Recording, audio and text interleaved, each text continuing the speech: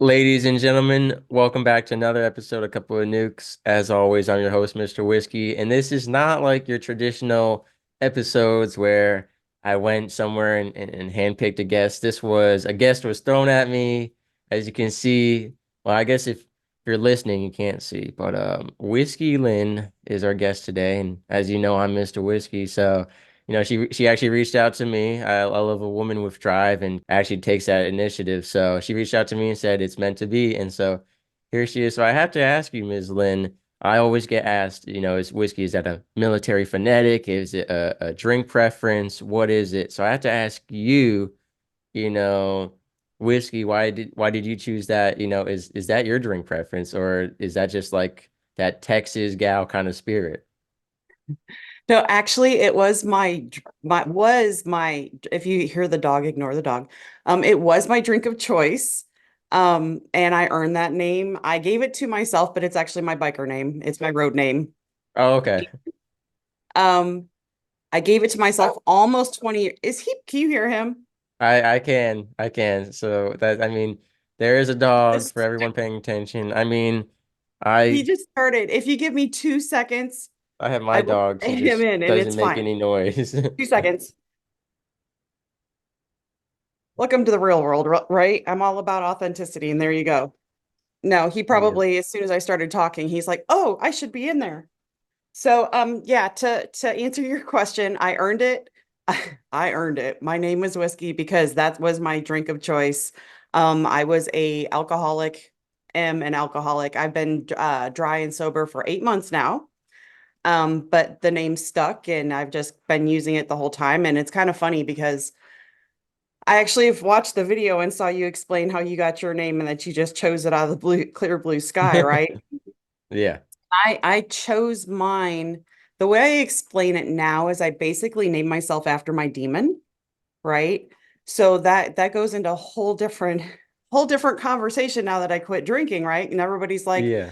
"Well, are you going to keep it? Are you going to get rid of it?" I'm like, "Oh no, it's still, that is what made me who I am. It's who I am really, and I had to learn to make friends with that demon, right? Right. It's not separate from me. And even I've been sober for 8 months and I still have to own that part of me, right? And it ended up being that's the part that's center stage right now is whiskey, right? So Right. it's funny how it all worked out. There's no mistakes, but yeah, it's still my road name and now it's my Okay.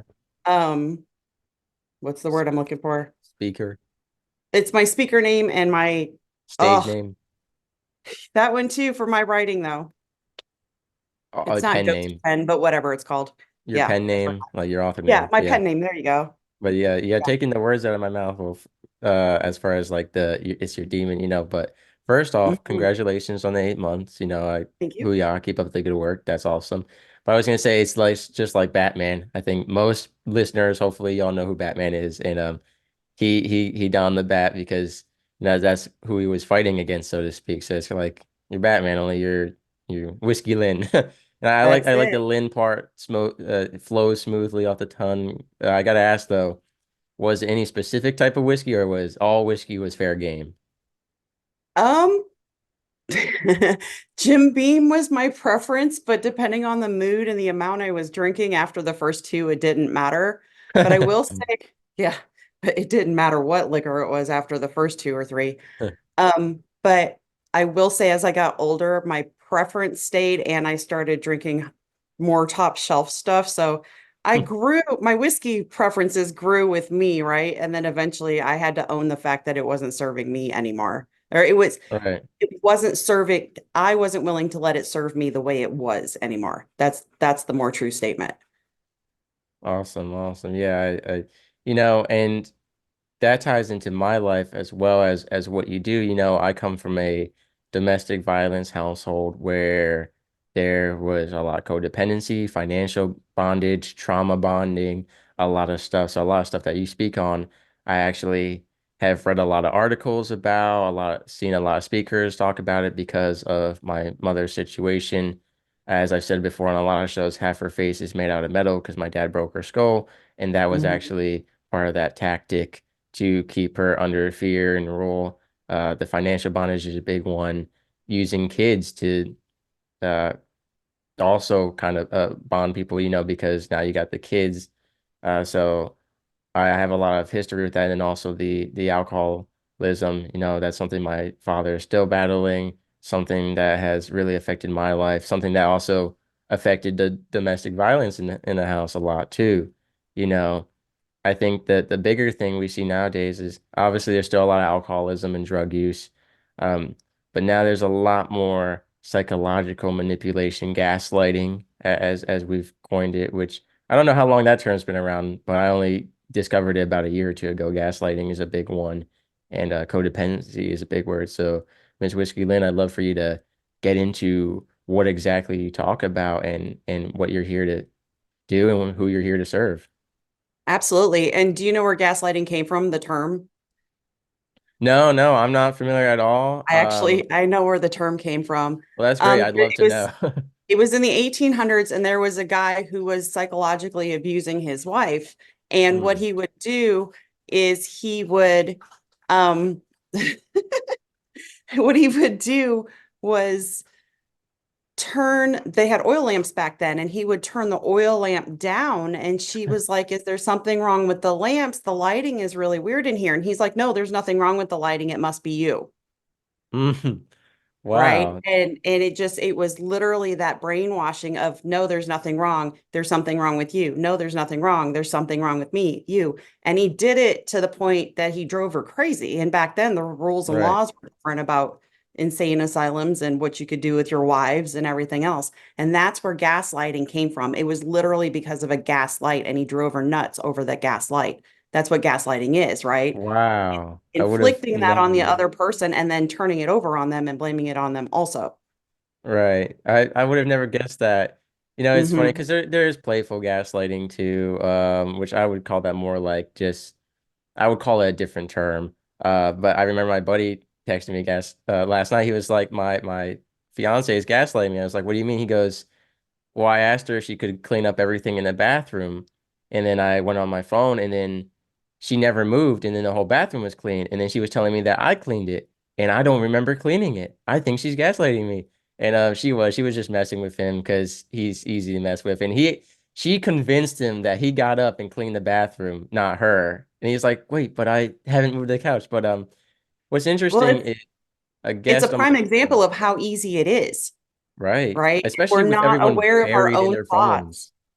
And Hmm. because people are so distracted, we live in such a Yep. distracting environment that people don't know, stress. And that's why it's easy too when you are a mom. It happens most to women because you're taking care of the kids, you're taking care of the house, or if you're working a job, you got the job, you have all these other things going on and you get stressed. If you're not sleeping a lot, that affects your cognitive ability. But it's Hmm. interesting on this one ship in the military in the United States Navy, they call it pickling. And I don't remember the origin of that. I think it had to do with the guy's last name. I don't know if his last name was Pickle, but they call it pickling instead of gaslighting. They're like, you're pickling me. So that's just an Hmm. interesting little side note there. But Ms. Lynn, I'd love for you to get into how you talk about gaslighting and the reality of it to help empower women and men who are in those situations. Oh, by all means. And you can just call me Whiskey. It's fine. You don't have to go with the Lynn. Just Whiskey is fine. I'm a I, one word person. Okay, I mean, I'll try. It's just I'm Mr. Whiskey, and No, then my dog is a little whiskey shy, and I don't want her to keep popping her head up on screen every time I say the oh, word. gotcha. You know? Either one is fine, but most people I just go by Whiskey. But from my own background and the things I've had to teach myself, and all the years of therapy and all the other stuff, I had to learn how to break my patterns of my codependency and take full accountability for what I've done in my life because of my wounds. And that's not victim shaming, right? It's because perpetrators are perpetrators and people are going to do what they do, but it's understanding, like when we're children, we don't have a choice about what's happening to us, right? But once we get to be an adult and we understand what had happened to us, it's incumbent upon us as adults to heal those wounds and to acknowledge those things and to not to continue inflicting harm on ourselves and other people, right? Because somebody who's wounded can cause just as much harm as somebody who's wounding. Does that make sense? Of Because we're course. reacting instead of healing this stuff. So what I do essentially is people reach out to me and I help them identify those patterns and those things that they carry through their life and through their social life and family dynamics and everything else, and teach them what they could do to break the patterns, create new habits, create new cycles, develop new relationships, first of all, with themselves, because at 99% of the time, it has something to do with your personal inner relationship and not the relationships outside. Once you change this, the rest of it kind of melts itself away. You still have to do the work with some people, but for the most part, once you learn boundaries and all those things, it all changes, right? So that's what I do is I teach, it's mainly women, but there's been some men in there. Teach them how to identify those patterns and to change those things. And a lot of these women are still in these relationships when they reach out to me. So there have been, just in the last year, there have been dozens and dozens of women who have changed the codependency and the trauma bonds and all these things that they worked on. And a lot of them end up leaving these relationships. And that's exactly what happened to myself. And I was coaching all these women when I realized I was helping somebody and I realized that I was preaching to the choir, right? I was talking to Mm, her and looking at my own marriage. And I'm like, oh, there's a problem here, right. right? So then I had to break those things inside me even more, and I literally had to I escaped my own marriage last year. So, and then once I and it was very public. A lot of people knew what was going on. It was all over Facebook Mm, and like groups and stuff like that because I my theory is recover loudly so other people don't die quietly. mm, So okay. all of my stuff has been out in the open while I'm doing this process, while I'm healing, I spent 10 months homeless on the road on a Harley last year. Because when I left, Wow. I had no destination, no plan, no goal, no nothing. I just knew I had to get out.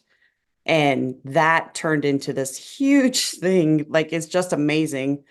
But it was stressful at the time. But because I was doing it publicly, all these other people are like, oh, well, if she can, and I've gotten messages from people who are like, well, if this bitch can do it, I can do it. Right. And because I've stood up and done it publicly, other people are like, oh, well, I could do this privately. I don't have to do it on Facebook, but I can save myself. Right. Right. So it's been giving incentive to other people to change their life and step out. And then, like, I know you work with military PTSD.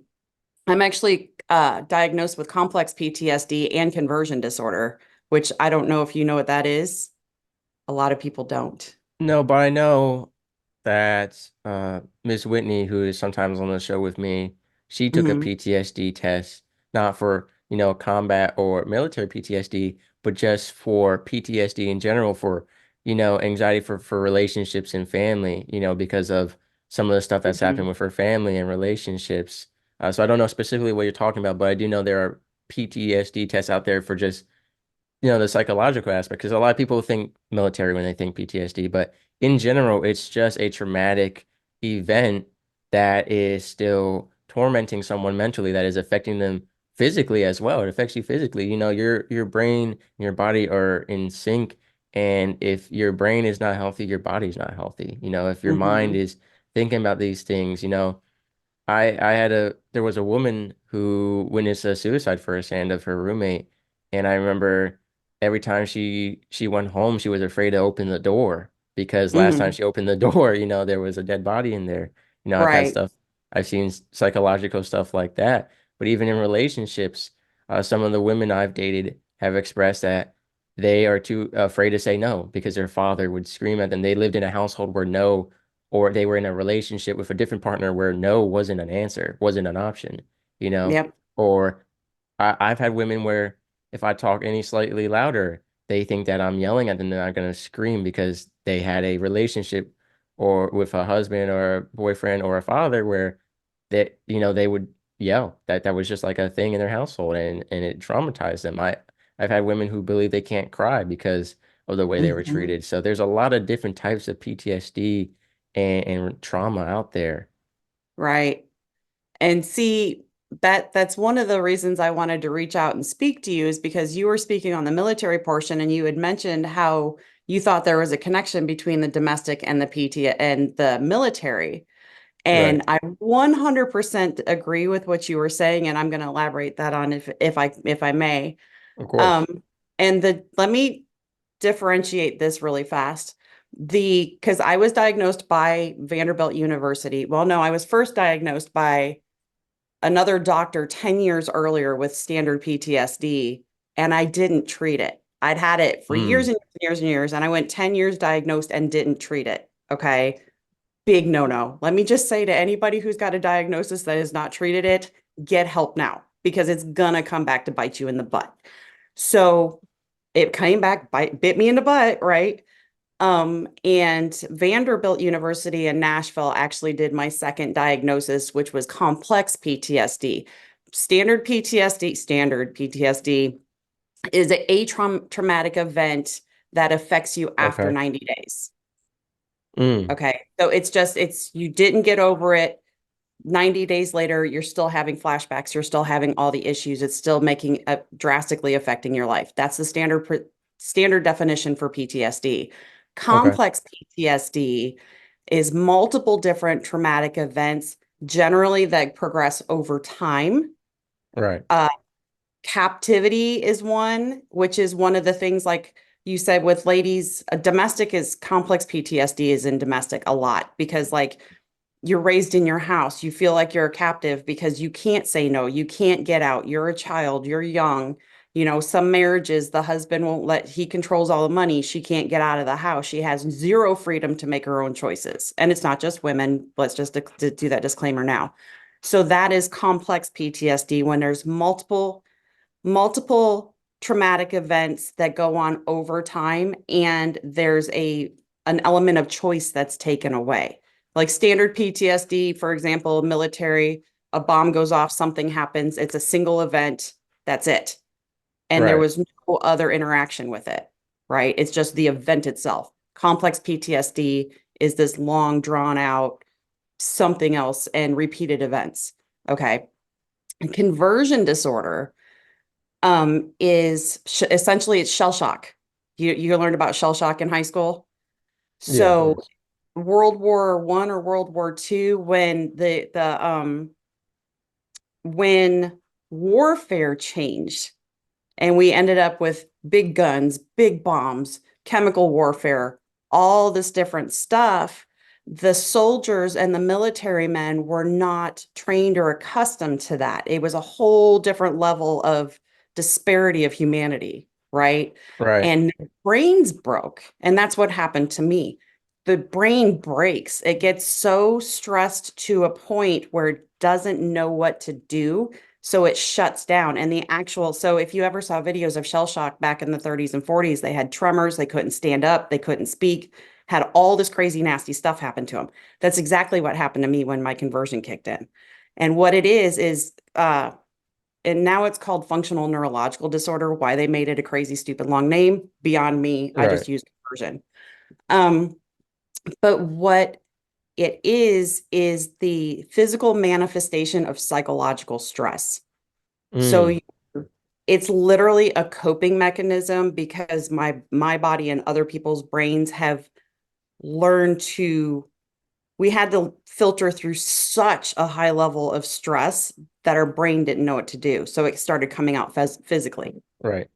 The big So, question then, the yes, big sir. question I gotta ask before we get too dark is Mhm. this a type of brain damage that is irreparable or can it be fixed? Because that's the thing everyone's gonna want to know.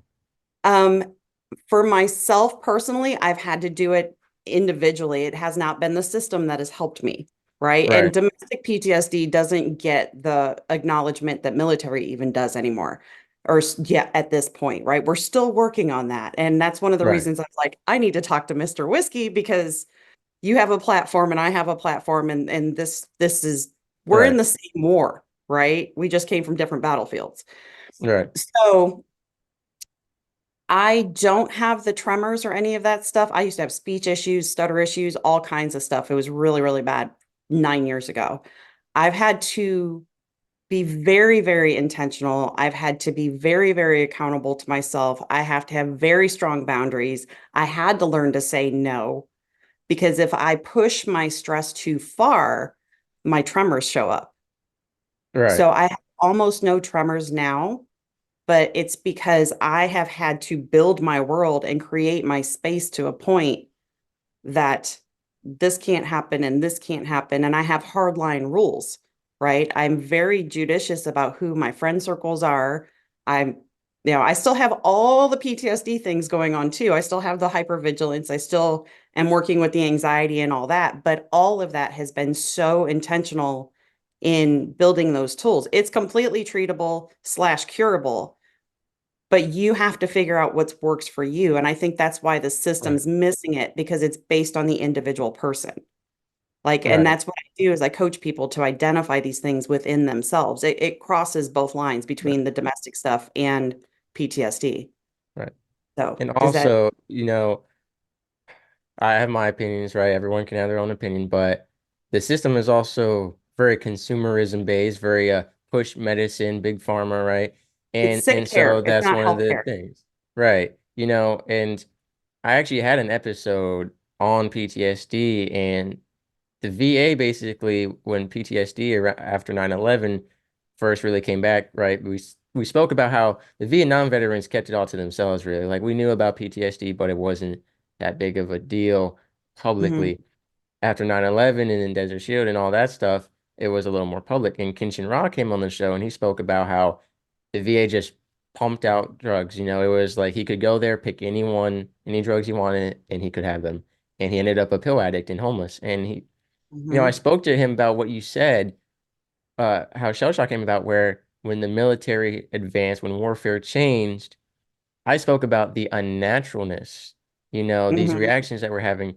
It is a psychological thing. It is a because our bodies are made and we're designed to protect ourselves from natural things, but the noises, the chemicals, the lighting from all these man-made weapons and technology are different. They affect us differently.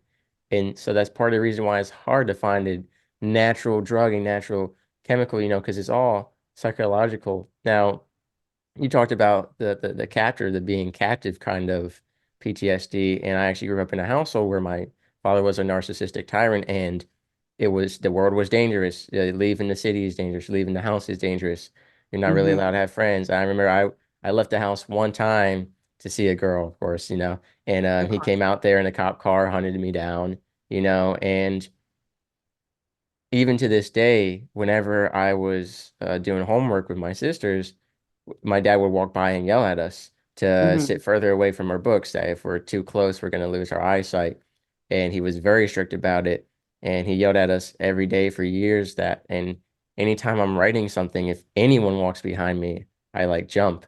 Um, I like sit up straight. It doesn't have to be my father, even. It's just if someone walks behind me, I think it's him, even though I know my father's hundreds of miles away, over 1,000 miles away, But And it's embedded in our nervous system, right? And right, to our bodies are humans are built to live in peace and run from a bear occasionally, right? We're built to live right, in peace and run from a bear occasionally. But with some of us, the bear never leaves. right, And we were with the bear for so long. And now, like in my case, the bear's gone. But in my psyche, it's still looking for a bear because there's been a right. bear there for almost 50 years, Yeah, so constant intentional, yeah, there's no bear, there's no bear, look at that pretty puppy, there's no bear, right? And it's having gratitude for all the other things to pull my focus off of that. And that's yeah. exactly it. And the reason I brought that up was because you mentioned in one of the other videos I watched you in that, Oh yeah, check it out. check it out, I don't know where it um, is, but check it out. you were talking about, actually I think it was your ENTV video is where I saw you first. And you were talking about, hello, now I lost it. It's okay. It will come back. This is part of it, Right. right? That your brain just leaves. My brain goes black and everything leaves and it will come back. But you were talking about, there we go. You were talking about how you thought that domestic people with domestic issues were running to the military to get away from their Right. domestic issues, and they were going in with trauma that hadn't been healed or even identified. That's a Yeah. big one too. A lot of it isn't identified because if you're born and raised in it, it's what you've always known. Yeah. You just know Oh, you want so something different. Go ahead. I know what I spoke on. What I actually spoke on is I had a couple episodes, specifically, guest Ricky D. Schluter and Shay Sparks spoke about this. How Ricky D. Schluter grew up, whenever his dad got angry, he would smash furniture, rip it apart, and he thought everyone's dad did that, you know. Yeah. And I just spoke actually in my season 4 premiere. I recapped all the takeaways from the past 3 seasons, and one of the things I focused on was how our parents are our standard of normal, what's normal. And Shay Sparks and I spoke about how, a lot of people end up in toxic relationships because their parents were in one. And I harped on my generation, how I'm from the generation where everyone's parents are divorced, got married for the wrong reasons, stayed together for the kids, this and that, you Mhm. know. And so we end up in a lot of relationships that are unhealthy, but they're normal to us. They Mhm. feel comfortable to us. Actually, I had a guest on where I've talked to women and I've seen women online post about how they're uncomfortable in a healthy relationship. They're It's it's weird foreign. because they've been in an unhealthy relationship for so long. And so I've Mhm. talked about that conditioning and how it's normal. And one of the things I said is there's a lot of people in the military, right, who have that unresolved trauma or didn't identify, right? But also Mike Van Pelt from the True Man podcast was on my show, and he spoke about how there's a lot of people getting divorced and then getting married not too long afterward, having never resolved the first divorce, or even on a non-marriage level, just people jumping from one relationship to the next. I just gotta forget about her or him or That's the whatever, right? cycle, And I right? got the cycle. Yeah, But it, the, it the really is. saying goes, the best way to get over somebody is to get under somebody else, which is not Yeah. true, right? But it's Well, the you use the next person as a distraction.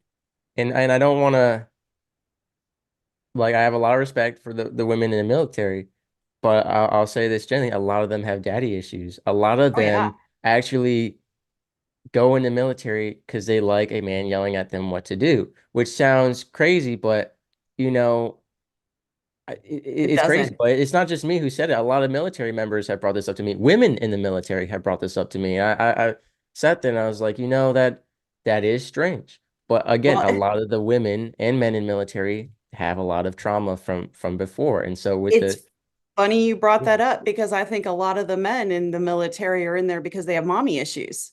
that is also true. It's a mother I can't wound, confirm or right? deny for myself, but It's an it's overbearing funny. mother and they don't know what Yeah. to do, and it's all these things, and they're wounded masculine, right? And I Hmm. actually honest somebody might not agree. Everybody has their own opinion. I honestly think that the military uses that to their advantage. I Well, really do. And that brings in the whole yelling at you and the drill sergeant thing, right? And it's like if you already have that trauma and you already have those wounds, it's that much easier to control you in the military as staff because you're already lending yourself to that. You can't tell me they don't know that. well, it's a yes and no on that one because at the same time, I've seen a lot of young men and women have authority issues developed in the military because they just escaped a household where they were Yep. being told what to do, where they were yelling at. It's like, well, oh, now you're gonna tell me what to do? I'm independent, especially most of the military. I always say about 95%. I don't have a percentage, but 18, 19, 17, even a lot of people join when they're 17, 18 and 19, Mhm. so of course it's that transitioning point too. The military is great but also not great because you're an adult, but you're not an adult, right? Your hand is being held, which is great in some ways, especially because the public education system is a political indoctrination machine and doesn't actually prepare people to live, and be adults. I So love it's you so nice to have, much. thank you, I appreciate it. But it's, the military is nice then because it's like, wow, you know what? Taxes are pretty easy. Well, military messed up my taxes past 2 years in a row, but typically most people don't have problems with their taxes. It's easy. We have housing. We don't have to worry about what we're gonna eat, right? A lot Right. of people will get their own places or make their own food, but at the end of the day, you will have a place to live, you will have food to eat, and you don't have to worry about those stresses. But then you're also, you know, when you live under someone's house, you live under their rules, right? You're As long as you're in my institutionalized. house, yeah, You're I'm the parent, institutionalized. regardless of age, I'm the parent. So Hmm. it's certainly a situation. And part of the issue that I've brought up in the military, as well as in in the society in general, there's no mentorship, right? Our Hmm. children are being raised by social media, which is a tool reflective of how you use it. You control your feed. But when you initially get on those apps, especially as a child, well, what are they initially shown? And then it goes from there. Yeah, Especially who's controlling these their younger feed? generations Yeah. are very porn addictive. I had a 8-year-old the other day. Well, it was 2 years ago, but the other day for me, talked to me and my military buddies. They're like, "Why are my friends so horny?" He was talking about porn. And he was 8 years old. I know fifth graders having anal sex, Yep. that are siblings of my friends, and it's like that is crazy. So if that's what they're Absolutely. they're thinking about, what do you think their feed is going to be? And you have all Yep. these mostly women. That's the truth is there's not a lot of men online who have an OnlyFans or whatever, wherever they're showing their images. It's mostly women online who are, I said before, Because women are more mental and men are more visual. So OnlyFans isn't going to work for women like it does for right. men. That's why women are so hell bent That's a on great smut point. novels. That is wow. That is Yeah, funny that you we said are that because a mental lot of images. You guys are visual images. that's funny because It's even mhm. my neighbor, she's in her 80s, she reads all smut novels. It's Yeah, pretty that's funny. why. But yeah, if you go to Barnes or Nobles or Books a Million, none of these are sponsors, but they have the section, they'll have like the motorbiker with his abs out and then the low pants line, and then it's this and that, and it's always like that dream story of this bad guy. So I never realized that. I love that observation. Yeah, so What that cover builds the picture and then she uses yeah, that picture for the rest of the book, right? yeah, But it's all her building the story in her head. It's right. not you guys don't want to think. Eye candy. You're Yeah, just like, show me. just show me the chest. Yeah. So Yeah, that's that's exactly very how it true. goes. I mean, But I mean, legit, I'm real talk, right? I'm all about right. authenticity and getting this stuff out there. And quite honestly, these kids, and I'm not making assumptions or accusations about your Yeah. friend's friend or whatever, Yeah. but these kids that are getting hooked into it really, really early like this, a Hmm. lot of it is probably because they have some kind of childhood trauma also, Yeah. right? And it's lending itself to it, and Right. then social media is feeding it, right? Well, and that Because that yeah, the the mentorship thing is what I'm trying to focus on is yeah, because they have social media, they don't have parents teaching them what's right or wrong. A lot of parents are neglectful nowadays, and angry parents, I apologize, but it's not all of but y'all, not right? But there's a intentionally. lot of neglect, and it's because there's a lot of thrown to the technology, thrown into the void, right? And I get it. Electronic Homeschooling's a lot of work. babysitters. Monitoring your kid is a lot of work. Controlling their internet, we can barely control our own time on the internet. How many of us are doom scrolling? Healing yourself so that you can mentor your children is a lot of work, and they Yeah. would rather be distracted than heal Mhm. themselves. And since they are not healing themselves, that's that whole generational curse thing, right? That Yeah. everybody talks about, oh, it's a generational curse. And then I don't honestly think it's passing down the trauma so much as it's passing down the coping mechanisms, right? Mm. I come from a long line of alcoholics, and so are Right. my children. I passed it on to my kids, and we have real Right. talking conversations about it now, but I had to be open and honest about where I came from and what I caused in my children, right? Right. And now they're in their 20s, they have to choose for themselves to heal those things too. Right. But it's the same thing. Well, what we need then is to help take some of the stress and responsibility off of these parents to do it by themselves with mentorship Mhm. programs. But I spoke with Ms. Whitney on the season 4 premiere. I said, the issue with colleges is these guidance counselors, or even high schools, middle schools, these guidance counselors, career counselors, whatever your system has, if they even have a system, right?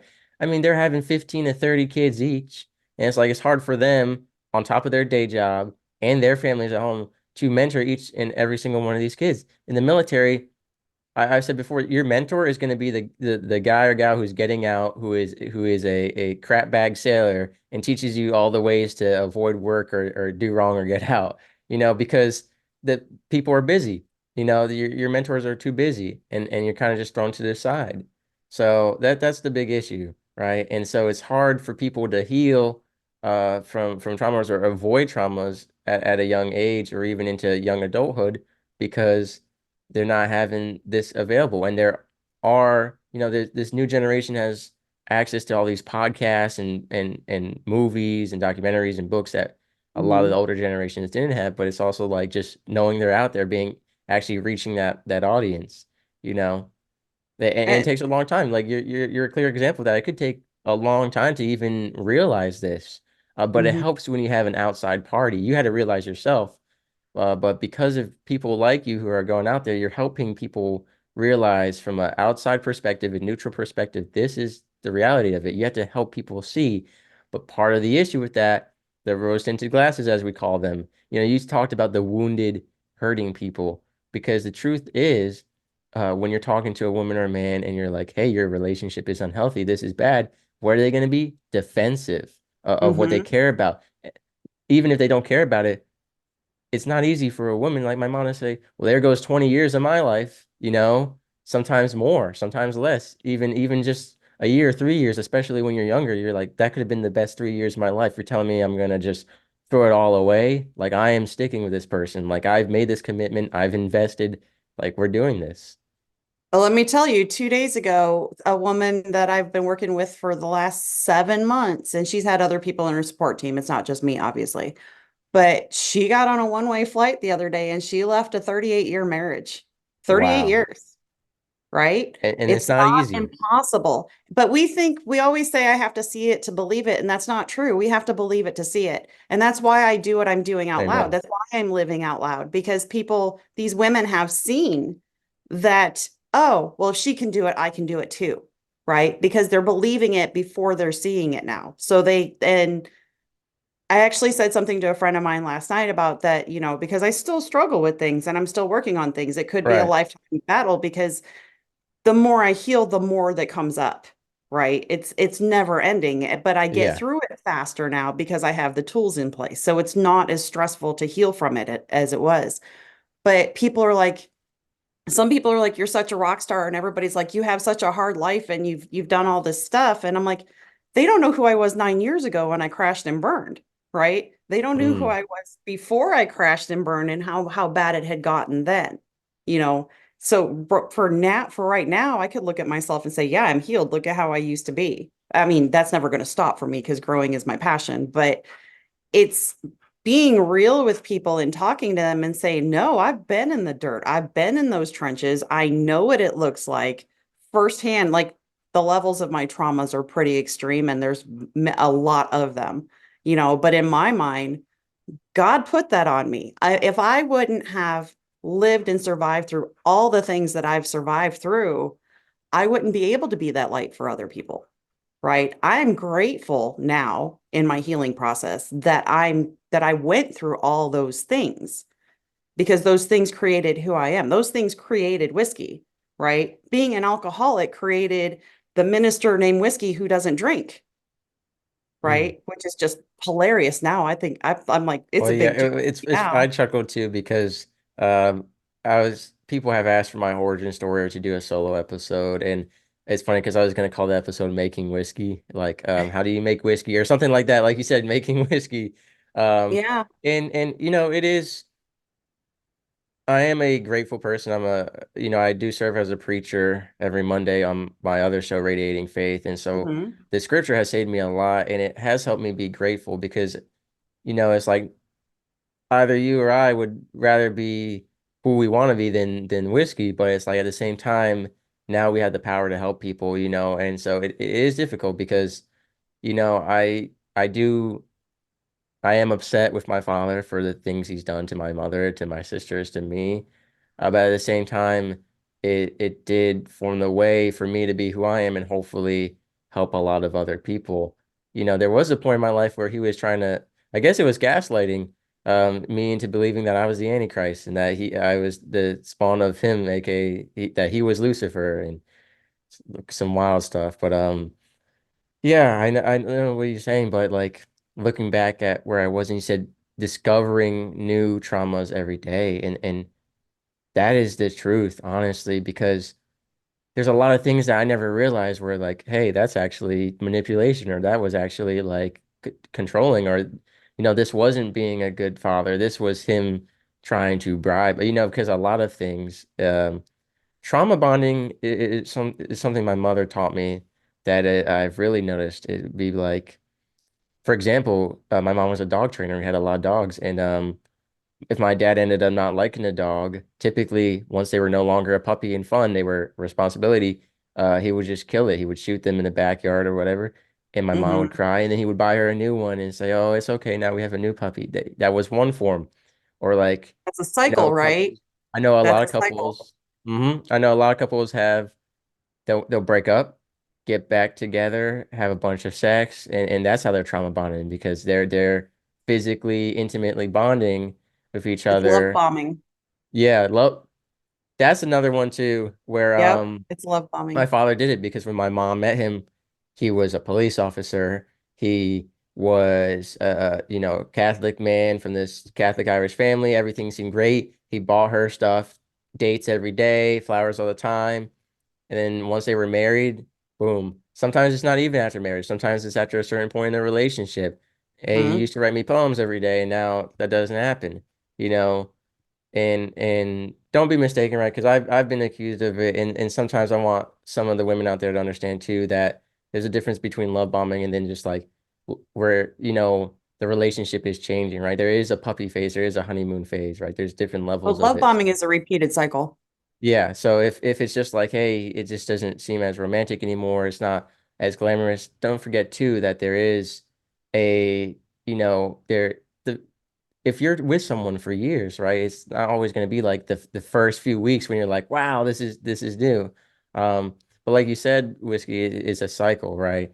So it could also be after, right before every breakup, or right after every breakup, or every fight, this or that, and so you got to think and look, is your partner getting you flowers or going on dates um, whenever, even when it's not convenient, or is it only after a fight? Is it only after you ask? You have to look What's at, the energy analyze involved in it? the agenda and the energy, right?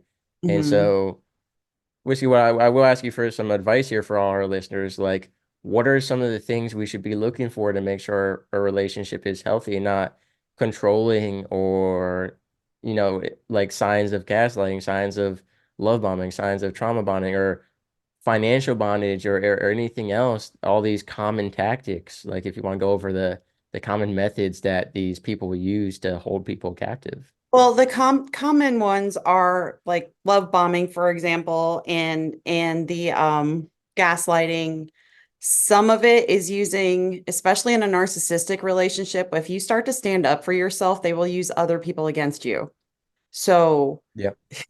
be careful who you tell about what you're doing. I mean, what I had to do, and it doesn't matter who the other person is. I want to put that because we've gotten this really bad dichotomy in social media now about the empaths versus the narcissists. And that's not necessarily true because you can have relationships with two narcissists. You can have a relationship with two wounded empaths, and a wounded empath can do some hellacious damage, right? It's not Mhm. just narcissists that run this cycle, it's just codependency, period.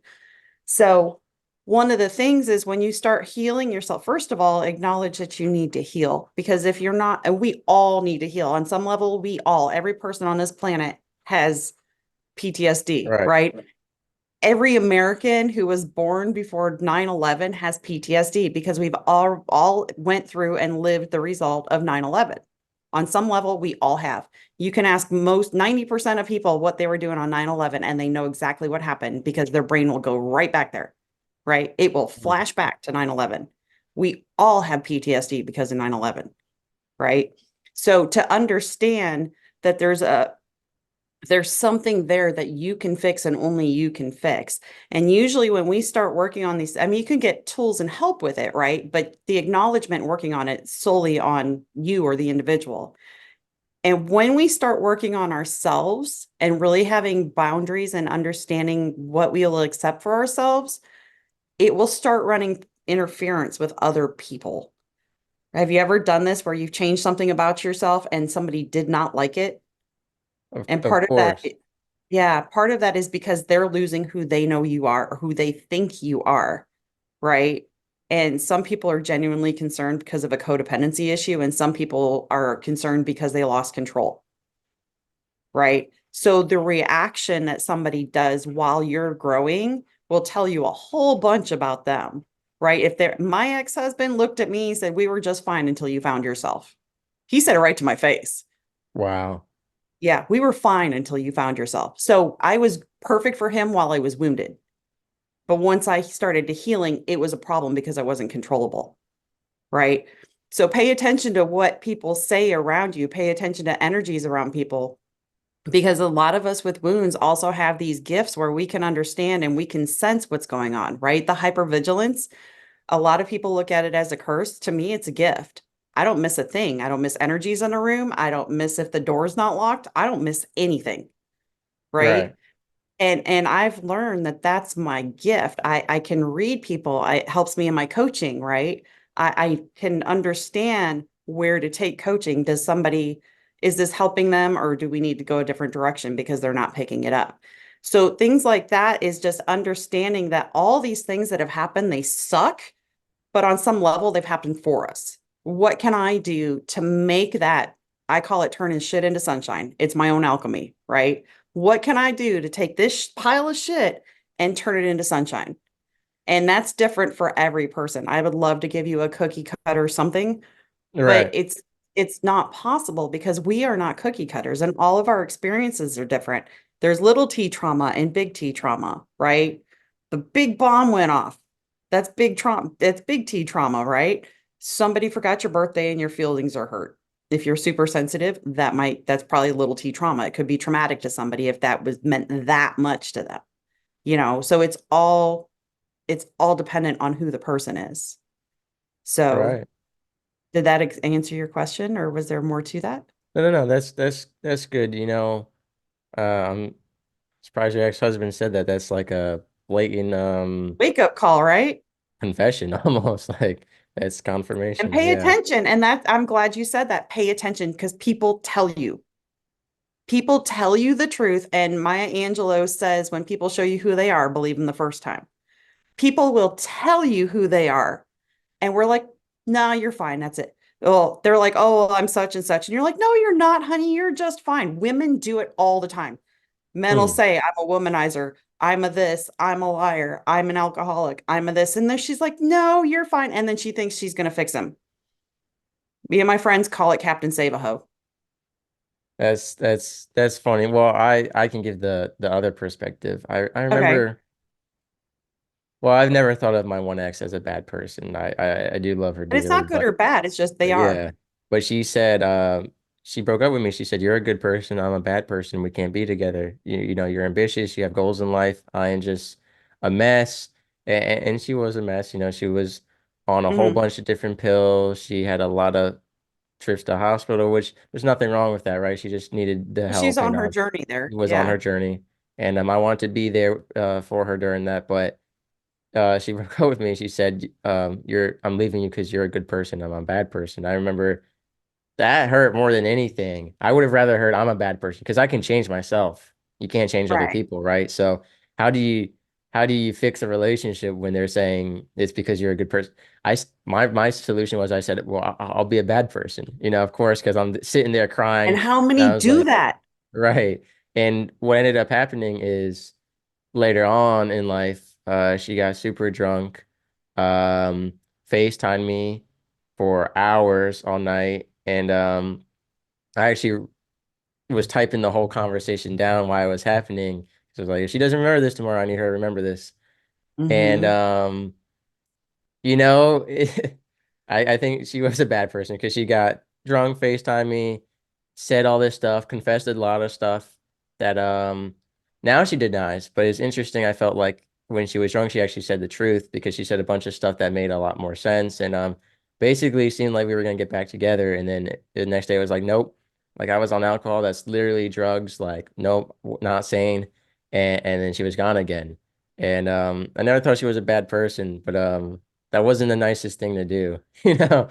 Um, Right. And like, if you have any people pleaser wounds, right, which are those Captain I have Save-A-Ho a is lot of those. yes, Captain Save-A-Ho is a people pleaser wound. And we feel like we feel so internally passionate about helping other people and wanting them to change, right? And what I learned is we can't change anybody. We can't control anybody, but we can be the example for them to Mm, follow, right? yeah, And I had to learn and heal to the point where I learned that I don't have to do anything for other people. All I have to do is be me. And the people who are ready to change and want to heal will do so. And I said, I'm so glad that now I'm the lesson and not the example. Or I'm the right, example and not the lesson now. Because I used to be, oh, don't be that person. Right. I used to right, be that person. And now everybody's like, oh, well, I want to emulate you. I want to do what you're doing. And yeah, that took a while to get used to because I mm, wasn't used to accolades and positive feedback and, hey, you're doing the right thing. And right, I had to learn it's all a self-worth thing. And the mm, thing with your friend there is a self-worth thing. You're bad, I'm good. No, she doesn't feel like she's worthy of your level of goodness. She doesn't see herself there. We can't force people yeah. to do that. Well, and that's one of the worst things about social media. I've had a few of the women I dated said, "Well, we can't be seen in public because we're ugly and you're good looking." And I've always been like, "Why do you think that?" And that's one of the big things with social media is the unrealistic beauty standards that are set. And again, Sanitize. there's no longer a beauty standard. It's do you have good parts for sexual activities? Basically, is like the beauty standard is Right. sexualization nowadays, unfortunately. And so a lot of women feel like if they're not this skinny, busty woman, they're worthless. They're ugly.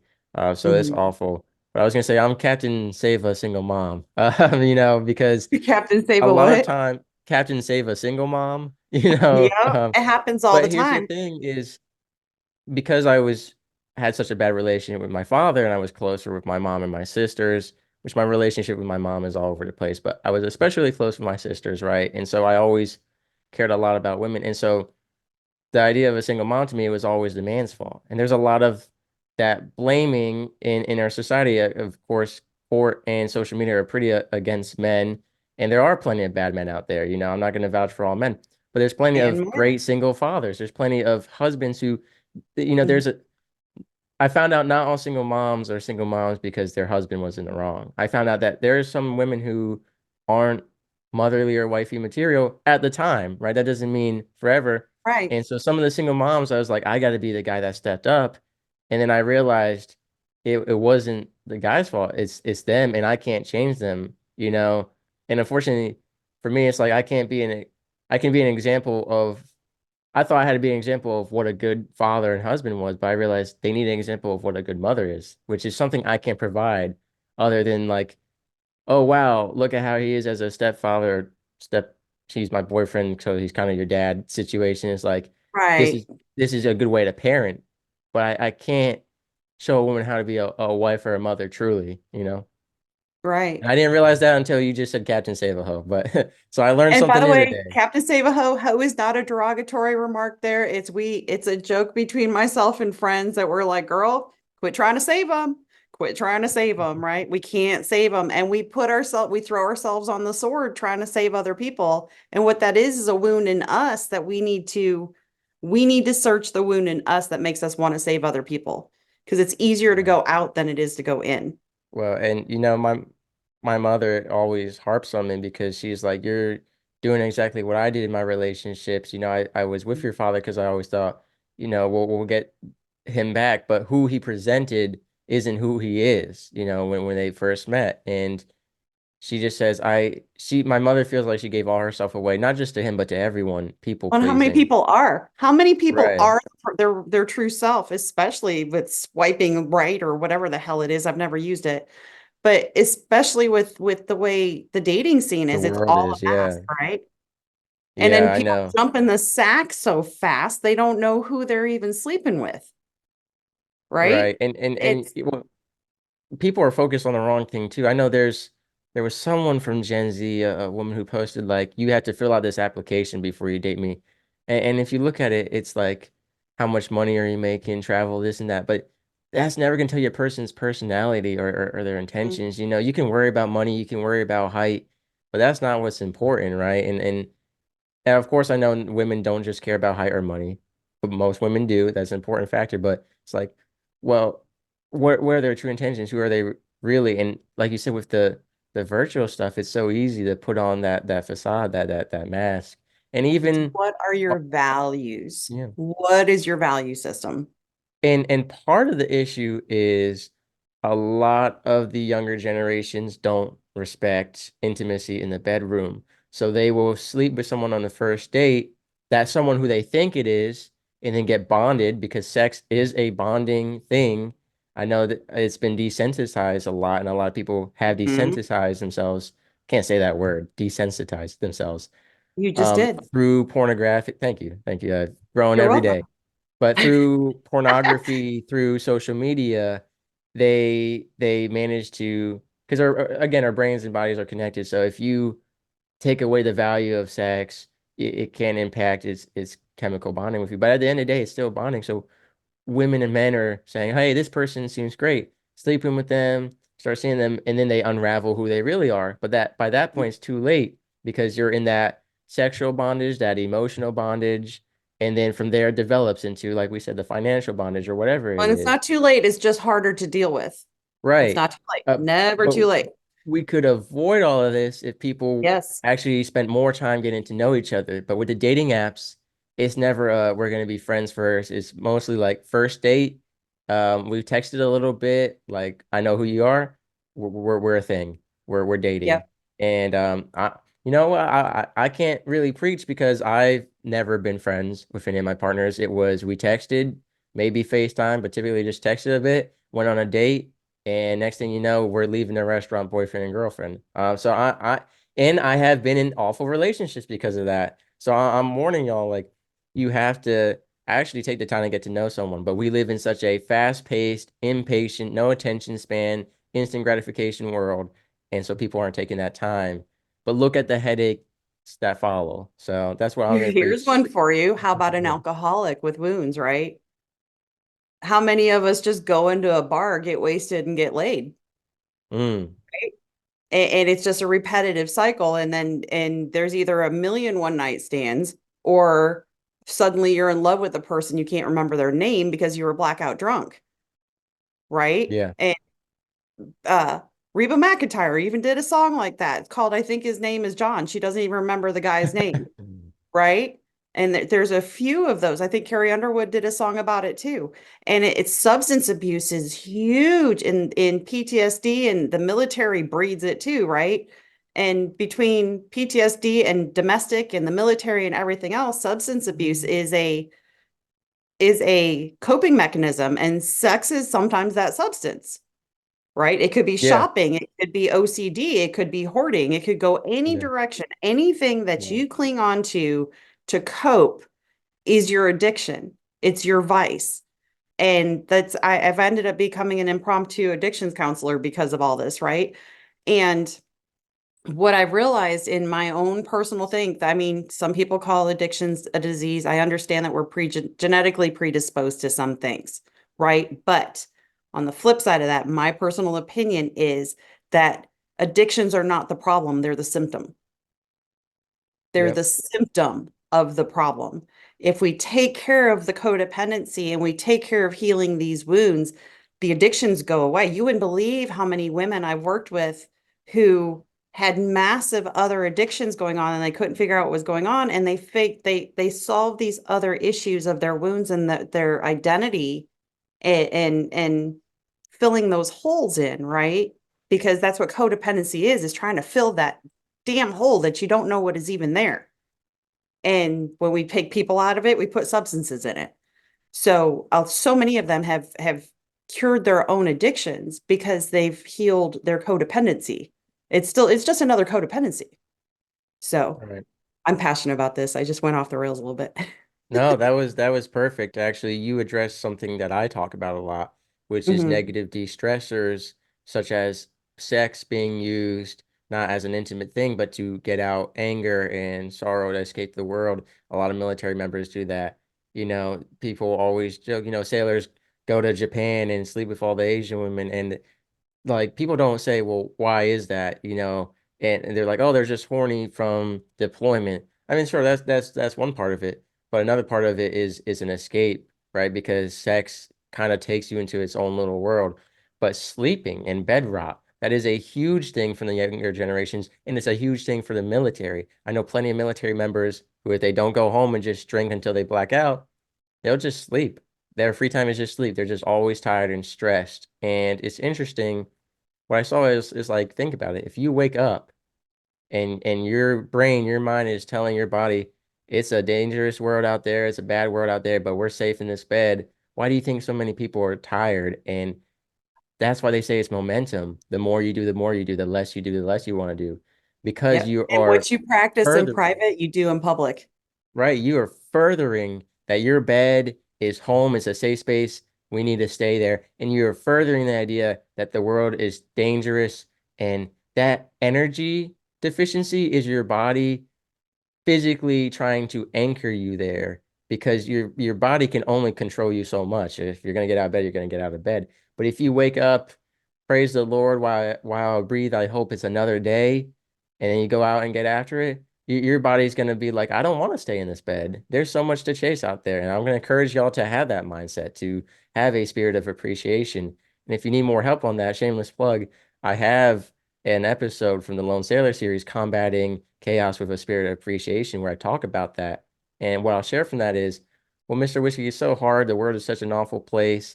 And I said, hold yourself accountable to gratitude. And one way you can do that is, whether it's sticky notes on your desk or a digital log or a journal, if you just write at least one thing you're grateful for each day, you'll feel a bit better. And then you can get to the level where there's two things or three things, or to the level where you don't need to write it.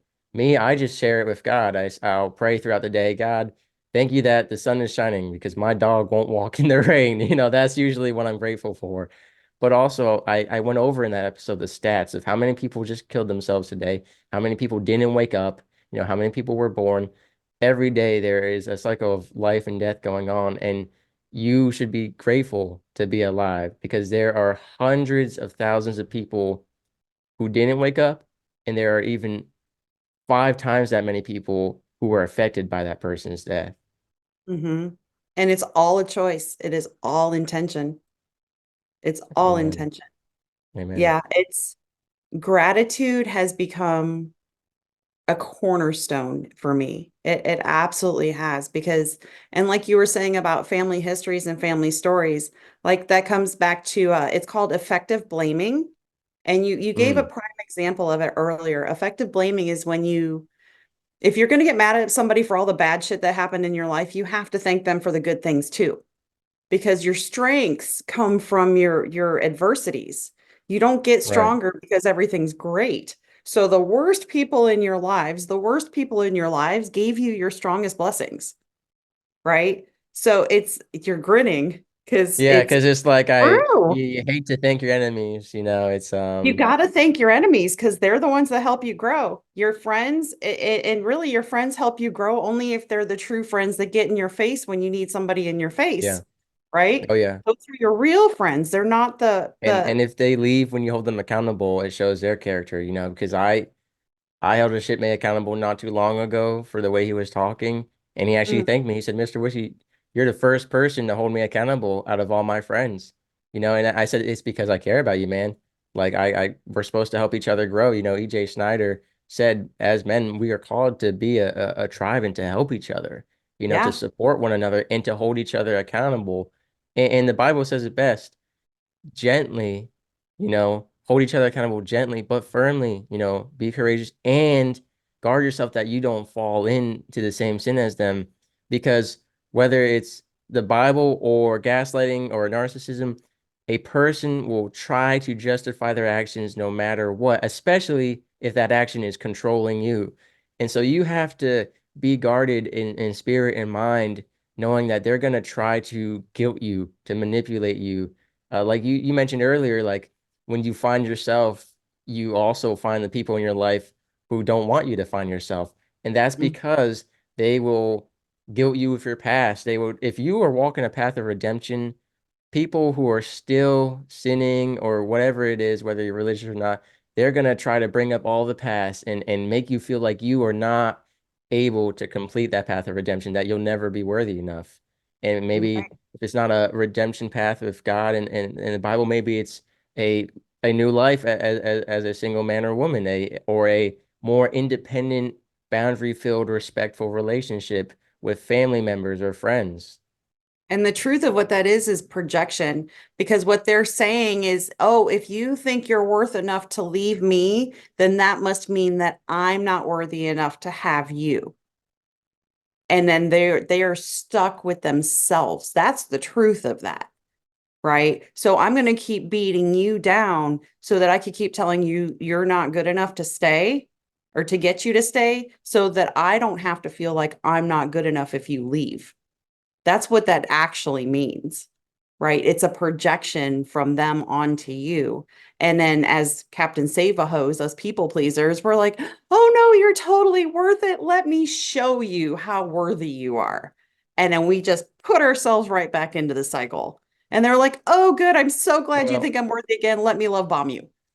and you know what else it is? It is because of all the broken people in the world find these people who they think need saving because they have low self-confidence. They're like, all right, so this person with all these issues is easy to be Well, with, it's It's a lot subconscious, of right? reassurance too, right? It's like, hey, he's mean to me, but could I actually have anyone else? And that's one that can come from manipulation and gaslighting from your partner. But two, it's because of social media. You have these unrealistic standards. You're in like, well, this guy must or a woman must be the best I can do, and they're right. They said I can't do better, and I can't.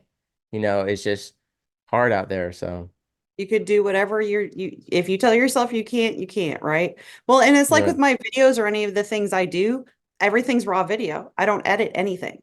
My stuff is not clean, it's not sanitized. Like the if the dog barking and everything else, I laugh about it. I'm like, y'all, it's real life. What do you want? And the standard for social media is like, you got 5 seconds of a dog barking in the middle of your interview. How dare you? And I'm like, no, there's a damn dog barking. Get over it. Right? It's been 45 minutes and nobody ever thought about that dog again until I brought it up again. Right? yep, It's not that big a deal. And it's actually a huge deal to show people that being authentic is where it's at. Because I don't have to worry about anything. I just show up and live my life and then move on. I don't have to worry about what I said. I don't have to worry about if I told the truth or nobody, if somebody's going to believe it or what story I have to keep up in whatever venue I'm yep. in. Nothing more difficult than Life keeping is track so of easy. multiple lies. Yeah, Yeah. It just and people pleasers, they'll learn it once they start finding their own authenticity because in order to keep constantly please other people, you have to constantly give up who you who are you are. because you're fitting their mold, not yours. Yep. Life gets Wow. so much easier. Oh, we so have to do this again. Yeah, I was gonna say, so ladies and gentlemen, in the description below for this episode, as well as on my website, you will find Ms. Whiskey Lynn's picture and all the links to her stuff. But Ms. Whiskey, if you could share with us also how to reach out to you and what services you offer for us. And we'll definitely have you back when your book comes out, of course. But if we're someone who wants some relationship advice right now, how can we reach out to you? Well, I am Whiskey Lynne on Facebook, and actually, I don't charge for my coaching at this point. It's all free and whatever you find on the internet. And then I help people as they reach out or, different things like that. God brings me the people who I work with. I don't actually schedule coaching or anything right now. So Whiskey Amen. Lynne with an E, both with an E on Facebook is my public figure page. That's me. And then I just launched yesterday, as a matter of fact, Woo! whiskeyLynne.life. WhiskeyLynne.life is my website, and we can actually talk about this on a different episode if you want, because it's going to be a little bit more involved. But I'm doing a 10,000-mile motorcycle challenge in August, and I'm riding, Wow. yeah, it's in 2 to 3 weeks of Is it from riding nonstop, riding from Key West, Florida to Homer, Alaska. I have to sleep with the bike, no electronic GPS, no nothing. It's just a huge, huge deal. It's an elite endurance challenge. I So was gonna say you kind of already did it unofficially when you were homeless with your bike. all I was gonna say last you're trained for this. This is easy. This yeah, is nothing. all last year I was like, this is great training for Hokahay. This is great training for Hokahay. Because there's a few times last year I was like, I am so gonna die right now. I didn't, obviously. And I had to change my mindset, right? So instead of, oh shit, I'm going to die, it turned into, this is great training for this event. So Wow. I'd rather yeah, go from Alaska to Florida, be like it gets nicer along the way. It's getting colder and colder. It's getting a it's going to little go really, nasty. really hot to really, really cold. So Yeah. I'd yeah, rather go from cold to hot, me personally, but that's just me. Like you end up in the beach, it's like, all right, I'm gonna go take a suntanning nap on the beach now after all that.